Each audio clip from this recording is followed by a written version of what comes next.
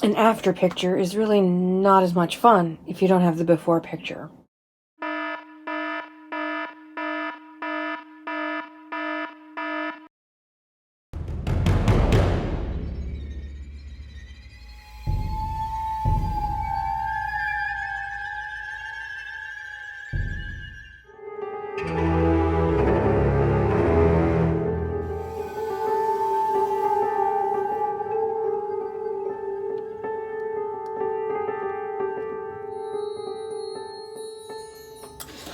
I've seen people who I quite admire and have watched them work for a long, long time go to their word box, and they grab a box about this big or smaller. I've seen even smaller ones. This is my word box.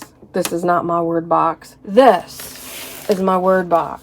It is jam-packed. I am a picture and word person, but I'm heavy on the words. But words are my thing, and so this whole thing just keeps getting fuller and fuller and more full and more full. This is a good metaphor for my craft supply collection in general. Too much, too much, too much. This is what it looks like after supply haul, thrift store visit, thrift store visit, thrift store visit, hauls from friends, hauls from family. It gets out of control fast. This is not a large room. It might be 10 by 8. So funny, because before I started junk journaling, this room was my office when I taught college, and it looked like the nutty professor's office. I mean, there were books upon books. I teach English and journalism and creative writing and intro to literature, and so this room was filled to the rafters. These shelves were custom made for my textbook. They're super heavy duty because textbooks are ridiculously heavy, and I had truckloads of them. Just a few of my favorite writing books, a few of my favorite writing reads. Once I stopped teaching, I packed everything up. I emptied this room. I painted it. I bought new flooring, and it's right there. My new flooring all stacked up, ready to go. I painted it, and once I had it all emptied and clean, I wanted it zen. It was minimalist. It had just a few of my favorite books. There's some true crime reads, some my creative nonfiction favorite reads, some more my favorite writing books. It was very zen in here. My favorite word in the whole wide world is float. Drop the oars and float. It was like that for a little while. I was going to use it as just a little reading room and a writing nook and just a quiet place. Then I discovered junk journaling, and you see, what happened to my quiet zen little room, because junk journaling can take over. And again, this channel is primarily for newbies in hopes to encourage, of course, but also help people avoid pitfalls. And one of the pitfalls, and I think it's so easy to do, is getting hooked on collecting the stuff. Because you think you need vintage ephemera, and you think you need all the books, and you think you need 7,000 stamps and 1,200 punches. You don't. You need some paper, some instant coffee, some mark making tools, a needle and thread. You don't need much at all. The thrill of the hunt is fun, for sure. Collecting goodies is super fun. Finding the right books to alter, books to use, certainly fun. Getting a hold of some magazines, indeed. But there's a tipping point. And clearly, I not only crossed that tipping point, but I kicked it out of my way and buried myself in stuff. There's me and my mama when I got my Master's of Fine Arts degree. Yay, Mom. They drove all the way through Canada to Maine from Michigan for my graduation. My parents rock. Back to the tour. What I found out about myself is I am a lazy crafter. I want to sit right here and reach for glue. All my handy stuff is right here. I want to reach for that. If it's not within arm's reach, Oh, I need paper. I need pages. That's why that's right there. These are all my cutting tools and my tearing rulers. It's right handy. I have found if I have to get up and look for it or go get something, I don't do it. It's not going to happen. It has to be here. Thankfully, it's a very small room. I sit in my chair. I spin around this way. I don't even have to really move too much. Here's punches and tools and my tapes and miscellaneous things that you need. I say need, you don't need.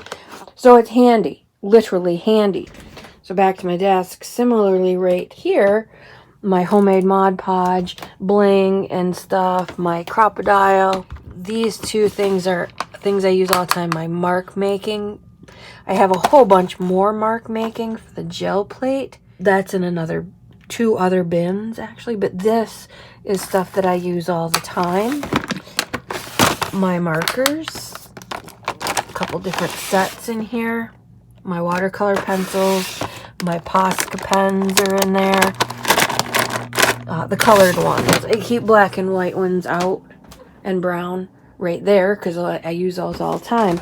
My colored markers that I use all the time, black, gray, purple, and white. I use those a lot, so I keep them handy.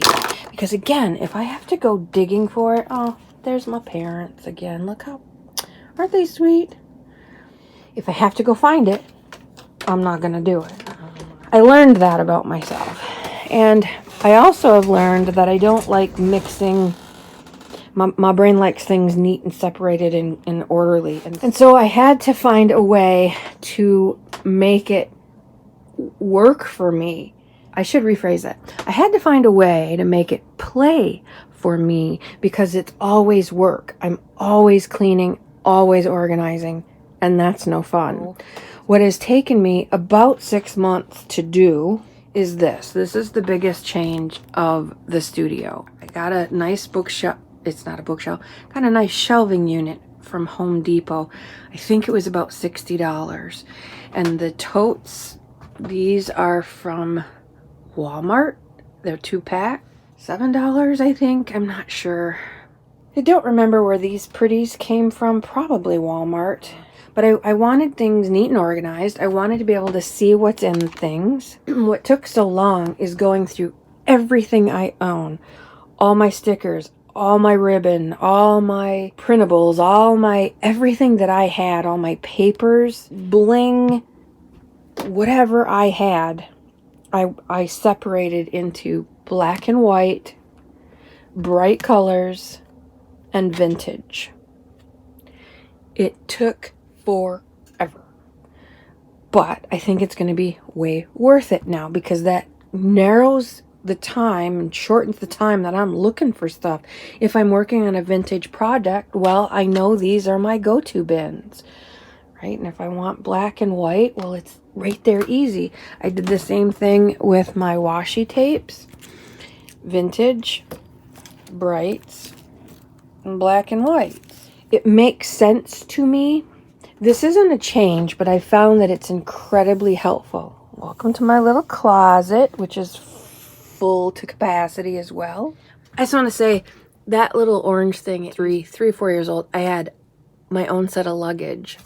And it's just chipboard and plastic, but it had this travel bag and a suitcase with a real zipper, and I think there were 3 pieces to it. I loved that luggage. My grandma saved this piece for me, and it is filled with all my favorite books from when I was a baby. One of my most treasured things ever. If you want to peek into that, I'll do a video and throw it up on Patreon because I know not everybody's interested. Fun stuff.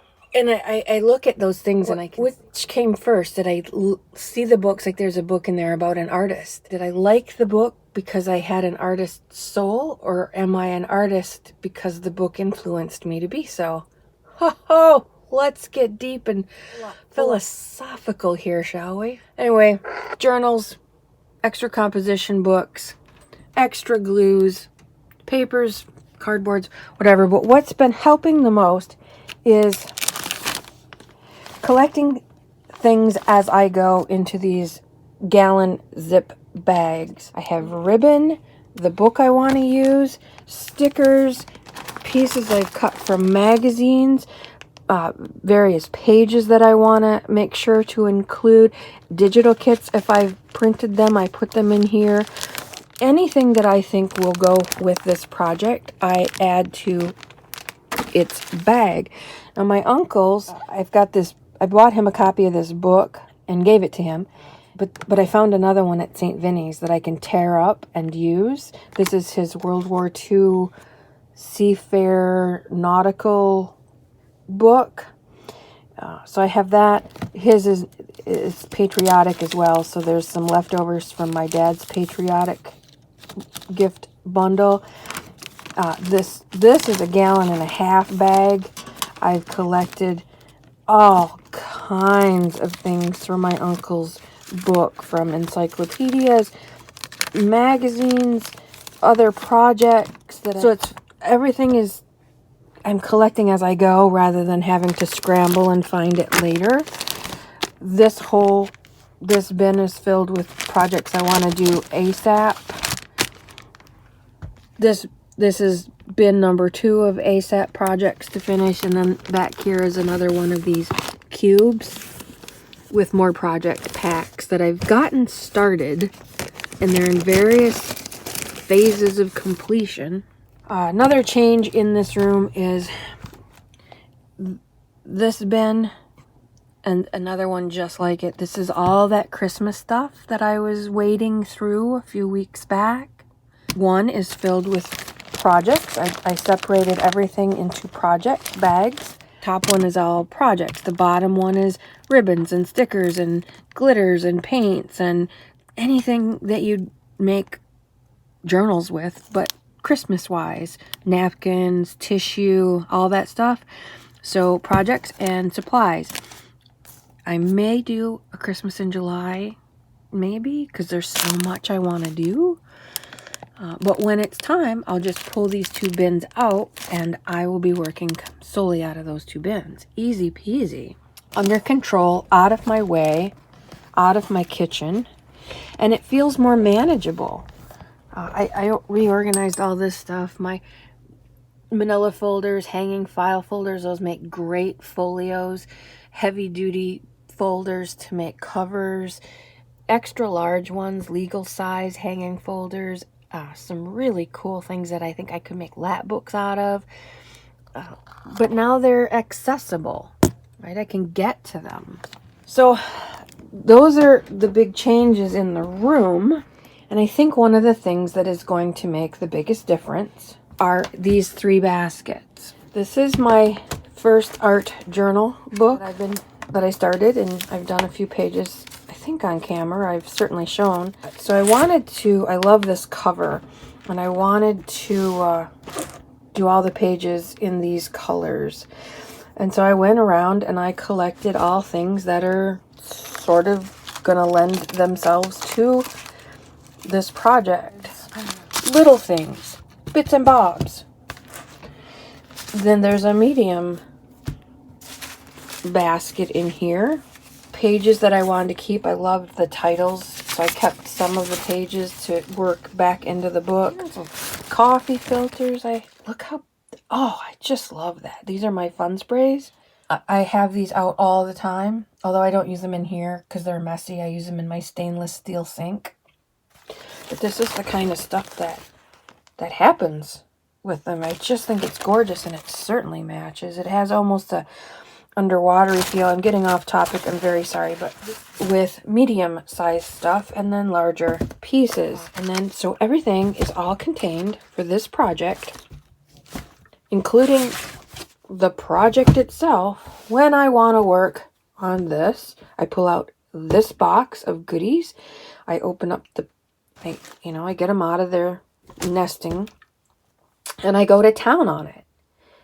And when I'm done, I put it all back in here, and it lives here until I'm done doing it. And I think this is going to be key. I'm going to have a black and white something or other going, and a vintage something or other going, because I get bored. I think everybody does. Then I would have just the 3 projects going, and maybe a glue book.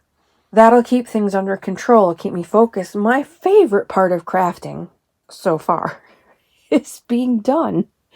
Seeing the end result, flipping through it. I flip through those pages, I bet 100 times. I just love looking at it once it's done. I enjoy the process, but my favorite part is done. Maybe I should rethink this. So number 1 lesson for newbies. You don't need a room full of stuff. You need a few things. I do have some of my favorite books up here. These are, again, easy access. A calendar. This is all rainbow colors. And these are great tabs and little note pieces. This is just a great find. Trims for index card and Rolodex art. I mean, there's so many things you can do with calendars. I have a whole bin full of calendars, but this one I wanted handy. On my music books, if I need a piece of music, I can just tear it out. Boom, there it is. Handy, out, easy access. So number 1, you don't need a million things. It's fun to have those. You don't need them. A couple good books to tear up and you're golden. There are ephemera packs on Etsy. You don't have to buy all of this stuff. Someone's already bought it, separated it, and then you get a miscellaneous pack. I have those sometimes. If you're interested currently, let me know. I can put some more up. So you don't have to go out and buy everything. Let somebody else do it for you. Stay organized. Organize it as you go, because it gets out of hand so fast. And then you're buried in it, and it's really no fun when you're buried in it. Keep projects in control and collected, so you're not scrambling. Everything I need is in that bucket. If I want more, then I know that I can go to my colored or my vintage and find something else. If I need a bit of black in that thing, well, then I know I can go right to my black. I haven't seen anyone organize their studio quite like that in the color black and white and vintage. Again, that's just how my brain wanted to do it, and it would not rest until I did it. And now it's done and I can move on. I can't tell you how nice it is to walk in here and see, even though it's old and nasty. I was getting my floors redone, so I was painting stuff in here because I was getting my floors redone. And then he never came back. And I never pursued it, so it's ugly, but it's an art room studio. It'll get done eventually. It's so nice to come in here and see the desk and see the floor and grab a project and sit down and do it, rather than wade through layers and layers and piles and boxes and stacks. It has made an enormous difference already. Anyway, that's my tour. I promised I would show you when it was finished, and it should stay like this for about 5 minutes. I do have, how shall we say it? A few things that need to be housed, that need homes. If you're interested in that, I'll put that video on Patreon. I am not putting that out there for YouTube, not at all. Let's just say this is the most important stuff, and there's a whole bunch of stuff in the kitchen that I'm not going to bring back in here because it'll jack things up. So I have to make some decisions about all that stuff, but that's a story for another day. So I hope this helps. I hope you get some ideas from this redo. I appreciate your time and your attention and your hitting that like button. I've said this before, but I'll say it again, and I'll probably say it often. I've been watching a lot of YouTube lately, and I'm always amazed that a video will have, even a good video. I understand the true crime ones. People don't want to like the video because that means they're liking that whole family was slaughtered by some stranger. I don't like that story. It's not the story that you're liking that someone brought you the video. I get why people don't hit the like button on true crime videos. What I don't get is craft videos that have been seen 1,000 views and they have 50 likes. I know it's not because they didn't like the video, because it's not a sucky video. Otherwise it wouldn't have 1,000 views, right? Like, why can't people, or don't people, hit the like button? If you spent a few minutes here, if you found one tiny little thing that was helpful, hit the like button. It does YouTubers, not just me, but all of us, an enormous service. Throw a comment below. Hey, good video. Or just a thumbs up. That's all you need to do. Hit the like button and in the comments go, hey, good idea. Hey, cool books. Hey, where's the Bostons? Anything. That helps all of us because it tells YouTube we're worth looking at. And the more we're worth looking at, the more we can show you. I have rambled as I do. Welcome to my channel. I hope you have a wonderful and prosperous and organized and crafty, fun, inspired new year. Please love up your beastlies because you never know what tomorrow's going to bring. And they deserve it. You have a wonderful, wonderful day. Oh wait, have a wicked, fabulous new year. Let's do that. Have a wicked, fabulous new year. Take care. I'll take you at the lake. Out for now.